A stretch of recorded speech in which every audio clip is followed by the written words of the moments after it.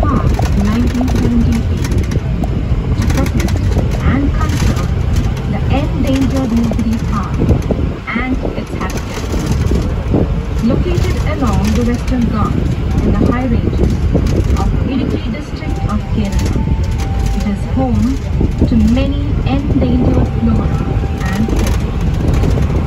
Mountain goat, Nilgiri Park, and Neelakurmi, Strobilanthus puntianum, charismatic taxa of the national park.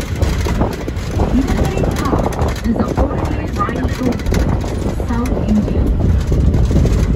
The park inhabits different species of the genus Strobilanthus with varying blooming periodicity, among which the Strobilanthus puntianum, the most charismatic, carpeting the hills with its blue shade once in 12 years.